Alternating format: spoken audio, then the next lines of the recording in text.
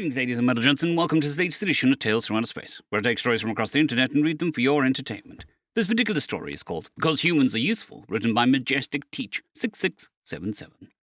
The Grandarian was once asked why they supported humanity, despite such distaste for the species, from both their kind and most of the civilized universe.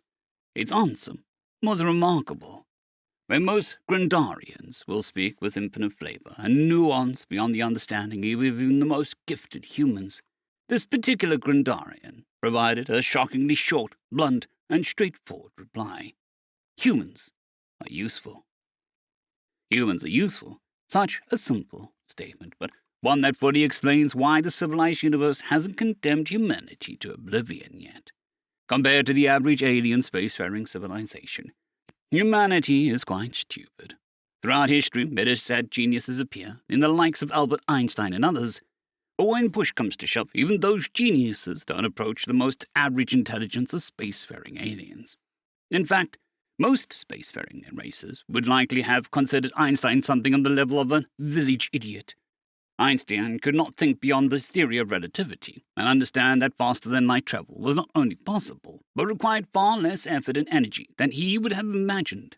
He also would have been shocked that there wasn't just one accepted method of producing FTL tribes, but at least 5 standard methods and 7 other workable but flawed approaches. Einstein's problem was that his intellect was hampered by physical observations and theory based on what he could prove in the physical world with his limited senses. He lacked the advanced abstract thinking to be able to see beyond mere observation and into the true inner secrets of the universe. With education and knowledge, he might have had enough skill to work as an assistant engineer designing less important parts of an FTL, but he never would have fully grasped the complexities of interspatial physics, and designing even a theoretical FTL drive would have been well beyond his grasp. If such advanced minds by Earth standards can't hold a candle to the intellectual giants of most lowly spacefaring alien, how has humanity flourished?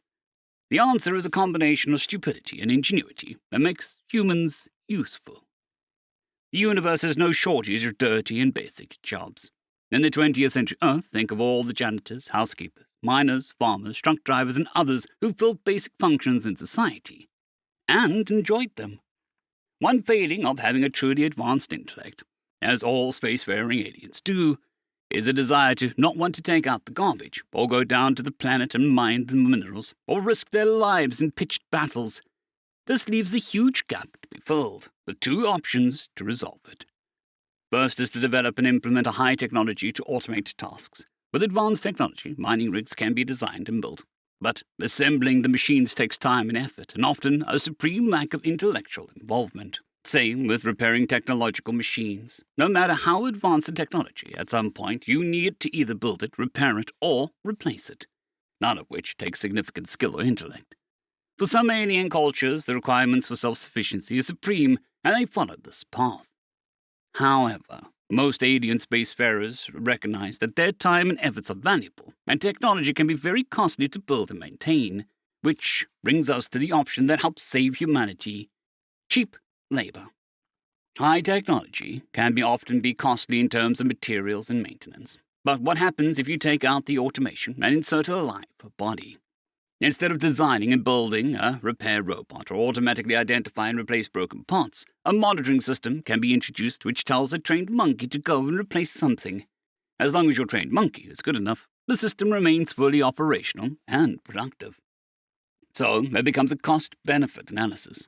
When is it worth designing an advanced technology to address a problem? And when is it cheap to send and train a monkey down a mine shaft to beat rocks with a hammer to create ore? All things considered, humanity has proven to provide truly excellent trained monkeys. Why is this? Humanity had a proven record of creating and using technology to great effect. Where an individual human would take decades calculating pi by hand, they created calculators, which could solve the equation instantly, accurately, and to far more decimal places than the human mind will ever be capable of calculating. The computer age introduced faster problem-solving. A human didn't need to make a calculation or analysis. They simply needed to understand the theory. From there, they could program a system to calculate solutions based on parameters supplied by a human programmer. This led to rapid technological advancement and near-instant sharing of information. This should be mentioned as an interesting side note in the development of spacefaring species. At some point in their past, they all developed technology and began producing systems capable of results beyond their natural capacity. The species that survived to become spacefaring found ways to either naturally or artificially enhance their intelligence to a level to understand FTL concepts. The interesting tidbit is how few species have been able to accomplish this in the history of the universe, and how often technology fails to develop at all on worlds where life exists. More importantly is the base intelligence of the creature when technology evolves. The earlier in the species development, as it did with humans, the less likely they are to ultimately obtain spacefaring. This issue is that too much knowledge too early leads to a lack of understanding, not just of the technology, but of the impact it'll have on both society and the world. Humanity as a whole did a quite lackluster job of understanding the impact of new technology and how quickly it could impact society, such as the near-instant sharing of information over the internet, and the ability to be an anonymous jerk to harass other people over the internet or spread misinformation and undermine an election.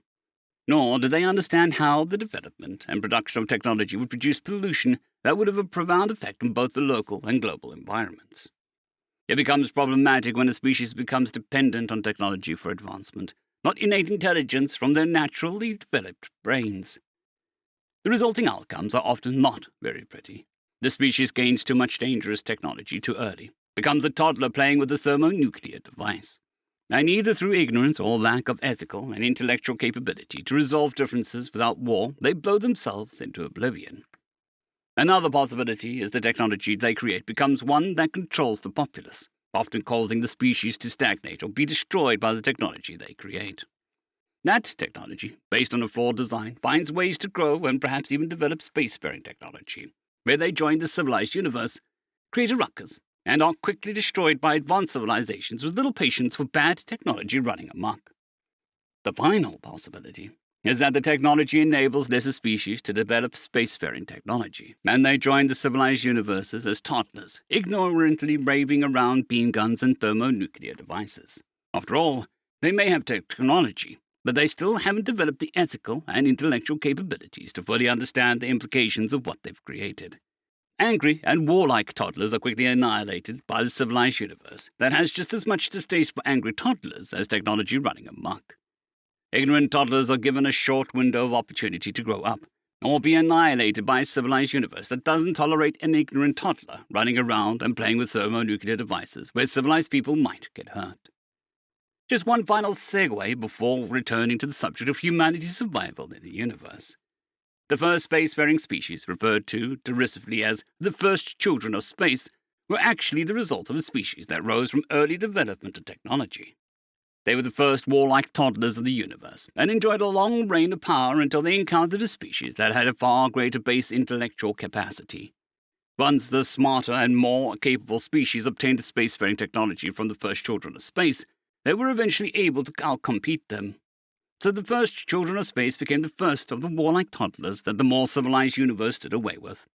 And the more civilized universe decided that from that point forward, species that were designated toddlers would either be put on a short leash to develop into a truly advanced civilization, or they would be removed to prevent a toddler from accidentally setting off a nuclear device that would kill civilized species. The irony of advanced and intellectually and ethically superior beings acting as judge, jury, and often executioner of any species that doesn't quickly measure up to their acceptable standards isn't lost on the species decimated, or the advanced spacefaring civilizations. However, spacefaring civilizations have simply seen too many failed species and problems from toddlers throwing temper tantrums that their view on the subject has become rather narrow. They simply accept the destruction of a species they designate as toddlers as a necessary evil at best, or more often with an attitude like exterminators on Earth killing cockroaches, thinking they're doing the universe a favor by ridding it of pests. For lesser species such as humans, the challenge is to find a way to adapt and survive within the civilized universe once they became part of it, and hope that they can develop a full spacefaring status before they are squashed like ants under an uncaring boot.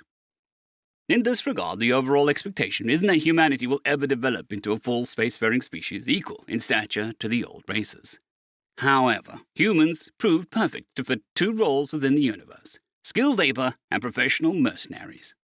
Add a healthy dose of selfishness and an inability to look beyond their own lifetimes, humans are a species easily manipulated by such long-lived spacefaring aliens. More importantly, humans are smart enough to excel as trained monkeys acting as pilots, repair personnel, cleaners, dock workers, and a wide array of jobs which humans find satisfying because they are too stupid, relative to the average spacefaring alien, to find jobs frustratingly boring. Humanity's history of violence and proven track record to be able to develop tactical military systems to assist with targeting and killing, often without remorse if provided with the right conditioning during childhood development, makes them ideal soldiers. When not augmented by technology, human warriors are able to react nearly as fast as their alien counterparts, and due to a comparatively limited intellect and the ability to focus on a task at hand without being hindered by more complex thinking, or often overthinking, a human's trigger finger is as fast and as valuable as any in the known universe.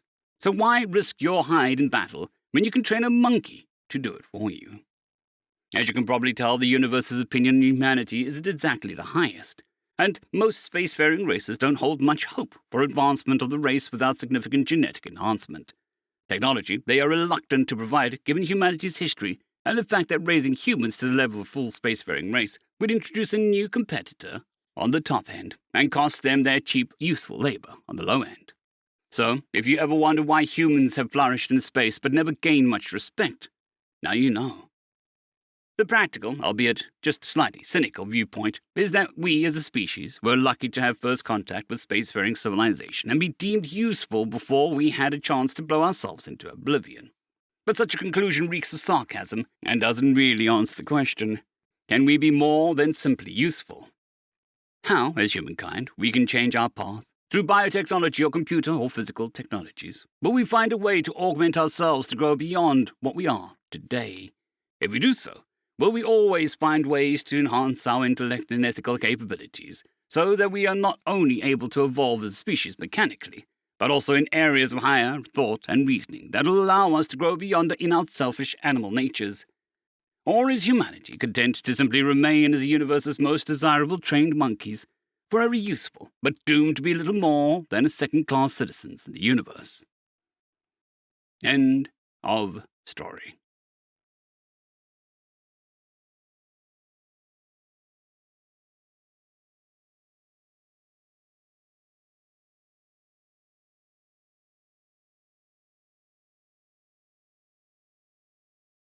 I'd greatly like to thank our Tier 5 channel members, Caspar Arnholtz, John Creighton, Manatharia, 050, Dragzoon WRE, and Elijah Silvercross.